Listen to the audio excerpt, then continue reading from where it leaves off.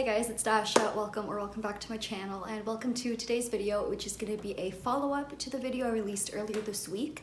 Today I'm going to be giving you some nonfiction book recommendations if you are a beginner. So if you're just getting into nonfiction, you don't really know where to start, I hope this can kind of be a bit of a guide for you. The video that I released earlier this week was a bit more of a do's and don'ts type video for how to start getting into nonfiction, what to look out for, what to maybe avoid doing when you start reading it.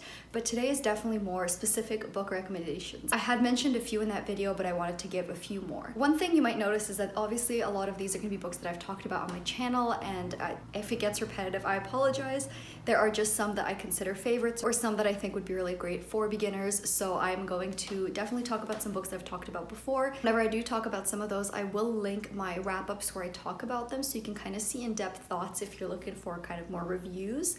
But here I will talk about why I think they would be good for beginners rather than my own personal thoughts. I think I will also have a video coming out with some recommendations for booktubers, and in that I want to highlight some nonfiction booktubers that I really trust, so keep an eye out for that if you want to find more booktubers.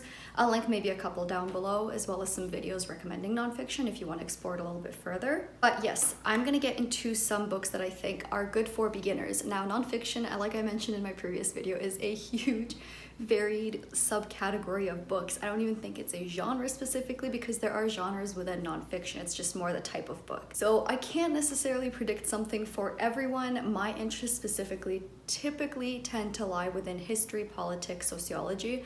So my suggestions might not be perfect fits for absolutely everyone, but I did try to throw in things that I've read that maybe I didn't love, but I think would be a good fit for some people. One such example of a book that I did not love despite loving the author is Kitchen Confidential by Anthony Bourdain.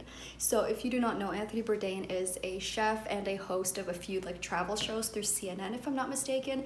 He's all around just an incredible person, or was, sorry, he is sadly no longer with us, but he was an incredible person when he was alive that just had this joy for life and travel and cultures and food, and he was one of my idols, and I aspire to be like him in my real life. And so I picked this book up because this is kind of a memoir of sorts of his earlier life working in restaurants when he was kind of just a regular line cook, and then working his way up to nicer restaurants. But it's more than just that. There are a lot of kind of funny life lessons in there and a lot of kitchen tips, and this edition specifically has some notes from Anthony kind of annotating his book, looking back on it and saying whether this still holds up what he wrote. For example, you can see there's a note here on this page and some annotations on this page. So while that made it really interesting, and while I love the author, this might have not been my favorite book, but I think it's a great starting point for someone who might be into Anthony Bourdain, travel, food. It's humorous, it's written with a ton of his personal brand of humor that I personally absolutely love. And I think the fact that it's broken up with these more tips like sections almost, rather than just being memoir or stories from his time as a cook, I think really makes this book a bit more unique, a bit more digestible, and less bogged down by just personal life details of someone. Plus, I think even if you're not 100% a fan of Anthony Bourdain, I think this will really be interesting to you because of his lived experiences. I wanted to next talk about Smarter Than You Think by Clive Thompson.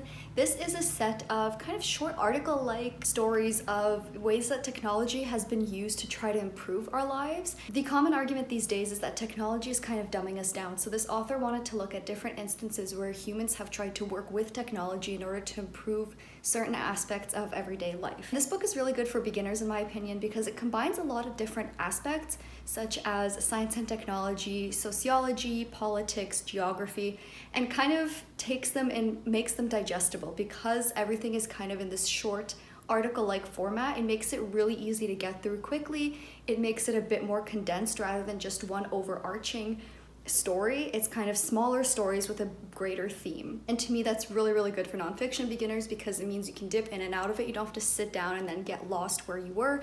It makes it really engaging to read, and it's kind of like reading really interesting articles that you might see pop up on Twitter, but it's all condensed into one book with one theme. If you know you enjoy those kind of articles, those quirky things you've never heard of, grabs your attention articles, I might also suggest A Brief History of Vice by Robert Evans.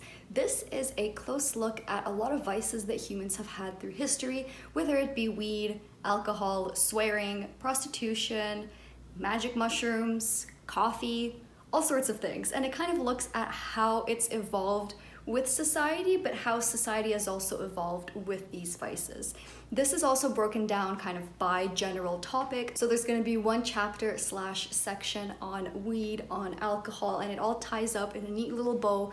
And it's not even as overarching as the previous book. It really is focused on those kind of things. And it's just so much fun.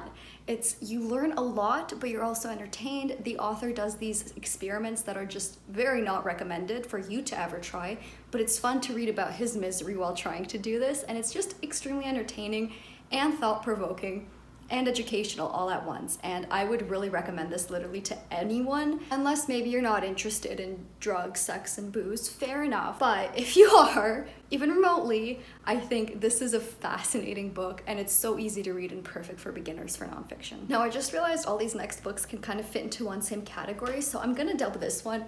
If you're a fan of Grey's Anatomy, or if you were one of those kids back in school like I was that had like books about human anatomy and thought it was just the coolest thing, these books might be for you. The first one is the only one on this list that I haven't actually read. It is Stiff by Mary Roach. So this is an extremely popular book. It's actually very well known. This is an examination of human cadavers and how helpful they can be in not only crime solving, but also science and furthering medicine. It's apparently incredible and funny and very, very easy to read. This has been on my list for ages. I really need to get around to it, but this is one I think I can very confidently recommend because of the praise that it gets, because it is known to be humorous and also extremely interesting. But for two that I actually have read and would absolutely recommend, the first is Smoke Gets in Your Eyes by Caitlin Doughty. This is Caitlin Doughty's memoir, and while a chunk of it centers around her time working at a crematory, this also looks into some of her experiences as a child, as well as things that she learned while just being involved in the death industry. And this is not only intensely emotional because of her personal attachment to the story, obviously, but it's also extremely educational and thought-provoking. The writing style is very easy. She is clearly not an author. She's a regular person who just likes to share her stories and likes to try to promote the changing of our society's culture around death. She uses a lot of examples from other cultures, and she has several other books that speak about cultural differences in death, which I think would also be fascinating. I haven't read those, but I really want to. But the fact that she's just such a normal, real person she's writing to, like she's speaking to you, it makes it so accessible and so much more engaging. You're sitting there trying to think about everything you've ever thought about death and realizing that what you know is not the only way. What you know could be wrong. And to me, that's what makes a really good nonfiction book. It doesn't have to be overwritten. It doesn't have to be 500 pages. This is super short, very engaging, educational, funny, and sad, and absolutely earth-shattering all at the same time. And I think this would be a great one to start if you don't know what kind of nonfiction you like, because this is part memoir, part education, part humor, and it's just so much interesting things all at once. And my final one for this category is The Red Market by Scott Carney. This is a book looking into all of the different sales of human body parts and or humans. It examines things like hair, bones, blood, surrogate mothers, embryos and eggs, all these really different things that once you put it into perspective, you don't realize is still the sale of humans, and it's just a very unsettling book. And the reason I recommend it for this is because it is a side of medicine that you don't really see very often, and it kind of touches broader aspects of our life, such as the section about adopted children and surrogate mothers, and it's just a really eye-opening book. And again, because it is broken down by the type of commodity, I hate calling human bodies commodities, but that's kind of how it's presented in the book. By breaking it down into sections of like the blood, the bones, and all these different things, again, it makes it very digestible. You are still reading about these very heavy topics, but you're reading them in a very accessible way. It's very short compared to like a whole book about just one of those topics would be. And I find that it is really eye-opening for further research. I feel like once I read this, I really was interested in looking further into some of the things that were presented. Again, because it touches on things that kind of impact us all, like I mentioned about surrogates and adopted children, it kind of crosses the border between just medical. It goes into investigative journalism, it goes into geography, culture, politics, religion, and it just creates for a really memorable and interesting read, one that I keep coming back to from time to time because it's not one that you can really get out of your mind easily. Another subcategory that I've seen a lot more books in now is the kind of social justice, social commentary category, and there's a lot of really good stuff. Chapters in Indigo even has a whole section for this now that includes books about Black issues, Indigenous issues, LGBT issues, and if that's something that you're interested in and passionate about in your real life, I feel like that's a great place to go to look for books. One of my personal favorites is Are Prisons Obsolete by Angela Davis. I rave about this book all the time because it's just so beautifully, masterfully written. It is concise, it is to the point, and it is just packs a punch. This is a book arguing that prisons have become obsolete in our society, that there are better ways to go around dealing with people who have been convicted of crimes, and even looking at what we consider crimes and how we deal with these people and whether or not some things need to be changed, basically. It's such a short book that it's very hard to say anything about it without giving a lot of it away, but it touches on everything. Obviously, race is a huge focus in this book, but so is gender and class, and it just kind of brings all these things together so masterfully. Her writing is truly impeccable.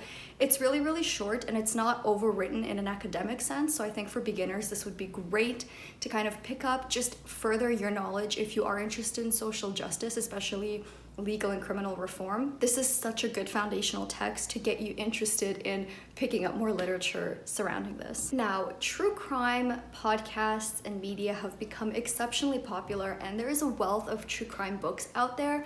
I'm going to suggest a few out of the ones that I've read that I think would be great for beginners, because there are some that are a little bit denser or maybe more in-depth that wouldn't be as good for beginners, in my humble opinion, but there are a few that stood out to me as being really interesting and could work great for someone who normally doesn't like to read nonfiction but is really interested in true crime. The first of these is Dead Mountain by Donnie Eichart. So this is the story of the Dyatlov Pass incident and the author's search for the truth of what happened that night. If you do not know the story, I think I've mentioned this book a couple of times on my channel, but essentially the Dyatlov Pass incident is this unsolved mystery that happened in Russia. A group of college kids went hiking and they were not heard of ever again. When people arrived to try to rescue them, they found bodies spread out everywhere. There was really various stages of decay, and like the way that they all died was different. It's just a very eerie mystery. And this author decides to travel to Russia to try to piece together what happened that night. He also does the hike himself, and this just made for such a gripping read. Honestly, probably one of the best like true crime, quote unquote, I don't know if you could call this true crime, but one of the best books about unsolved mysteries and mysteries that I have ever read. You are following the author in the present time when he is hiking, and you are also following some interviews that he did with people who knew the hikers, because this didn't happen that long ago, and you have him piecing together hour by hour what happened leading up to the incident, because these kids kept logs and photos. And it just makes for such an enthralling read, because you're going back and forth between these different perspectives and times, that you just want to keep reading. It keeps you very, very interested, and it follows a very narrative structure. So I think for people that are used to reading fiction but not nonfiction could really enjoy this because of that narrative structure that it has. It keeps you more enthralled, it keeps you more interested into what happens next, rather than just a big book full of information. I would also note, I totally forgot to list this in my do's and don'ts, but if you listen to true crime podcasts, take note of the recommendations from the authors. One podcast that I listen to, Last Podcast on the Left, they often recommend books, and they've been fantastic anytime I did pick them up, so try that. But another one that I would recommend that I can personally vouch for is Helter Skelter by Vincent Bugliosi. So this author is actually the prosecutor in the Manson murder case back in the 70s, and he wrote a book about not only the case itself, but also just about the family, the social climate in California at the time, and everything that happened the night of the murders. It's an extremely enthralling read. I know this book is massive, but because the author is a prosecutor, he has this this kind of very regular person tone. It's not overly technical, it's not overly bogged down. The author is not trying to be overly descriptive. He's really just coming in and telling you, this is what happened. This is how crazy people became when faced with the Manson family. This is how this story gripped the entire nation. This is how the victims and the families of the victims had a fallout. This is what happened to them. It's extremely interesting. I flew through this book. I was able to read over 100 pages at a time because you just don't notice. You get so sucked in, and it's just written with such an ease.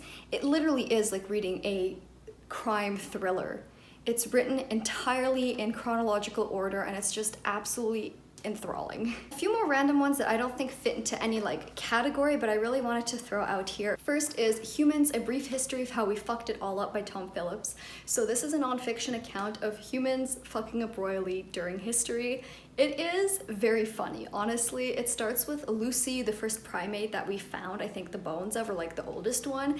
She died by falling out of a tree. Like, you can't really fuck up worse than that. She ended a whole bloodline, if I'm not mistaken, just by falling out of a tree. And it also touches on governments, royals, and all sorts of other people making big screw-ups through history, and just, it kind of makes you feel better about being a human, to be honest, knowing that there's people with this much power that fuck up this bad. But it's also just really enjoyable. If you are looking for a good nonfiction audiobook, I would really recommend this one. This is one of the only ones I've ever listened to because I could actually sit there and enjoy it and also learn something. I think the narrator does a great job at keeping this conversational kind of humorous tone with you, and it just translates really, really well through audio for this book. So this is one I'd really recommend. The reason I'd recommend it for beginners is, again, this kind of format where it jumps around between stories makes it really easy and lighthearted. It doesn't bog you down with dates and details. It's just really humorous, really accessible if you're maybe not sure you like history that much. This would be a good one. And it also makes you think a little bit. It's a little bit sociological and makes you think about why we give power to certain people and how bad are our fuck-ups really when there's people who have done that. Speaking of another like article-like one, Freakonomics. Listen, this book is massive. This book is very popular. I get it. But it's for a very good reason. Freakonomics is an economist's explanation of certain social and political and other phenomenons, and it is the weirdest thing, but it makes so much sense. For example, because economists tend to look at correlation between two things, he argued that Roe and Wade had the greatest impact on crime rates in America. Which on first glance seems just, there's a lot of things wrong with that on first glance, but he explains it and it makes a lot of sense, and it's just the weirdest thing I've ever read. But there's also all sorts of discussions about what kind of names you name your children and whether that has a bigger impact on the child's future over everything else you do for your kid, and just these crazy things that you would never think to look at numerically, but when an economist does it, it just makes sense. Now, why am I telling you to read this if you're a beginner? Because it's just so different. You know when you're at work and you see someone's like theory on Reddit, like you're bored out of your mind, you're scrolling through Reddit, and you see something that makes you go, oh, okay, like I'm gonna read this. And it's just someone explaining like a theory about something. And then you sit there and you're reading and it makes sense. And you're sitting there and you're like, I've just wasted 45 minutes reading up on this. I'm down 3 wormholes. I have 40 tabs open on my Chrome. And this is fascinating. This is what that book is in a book form. It's short chapters. I was actually shocked when I finished it because I thought I still had more book to go, and I was surprised at how quickly it flew by because it's just extremely entertaining, very unique, unlike anything I've ever read. And honestly, I think it's one book that almost everyone should read just because of how fascinating it is and how it forces you to look at things differently. Final recommendation, friends, another really popular one, but I do think it is good for beginners, especially if you are into anthropology, sociology, history, Sapiens. This book is everywhere, I know.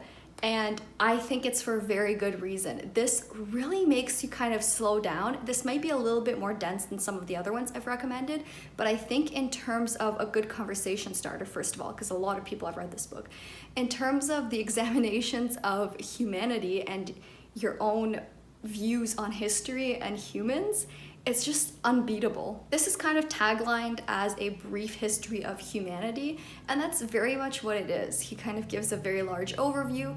There are some things I don't remember about it as much, but there's some things that stuck out to me so much when I read it. And watching other people's videos, everyone gets something different from this book, which is again why I think it's great for beginners, because everyone's read it. I think this one's great to talk to people about because there's so much to get out of it. It is a little bit longer, like I said, a little bit denser than some of the other ones, and a little bit more, I guess, research heavy, research focused, but it is such an interesting one that really changes your perspective on how you view things that have happened in history and how you view the human race, that I think it's really worth your time. And that is it, friends. Those were some recommendations for if you're just starting to get into nonfiction, you don't really know where to start. I hope this maybe helped a little bit. As you can tell, a lot of my interests tend to align with history personally. I try to recommend things that I've read across other subcategories, but if there are some that you think would be really good for nonfiction beginners, leave them in the comments down below. I'd love to have other people suggest stuff because obviously I'm only limited to what I've read. If you have not yet, check out the video with the do's and don'ts for beginning to read nonfiction. That one's a bit more specific in like reading techniques and how to find books that interest you. My social media is also linked down below. You guys can always come talk to me there. Other than that, thank you so much for watching and I'll see you next time. Bye!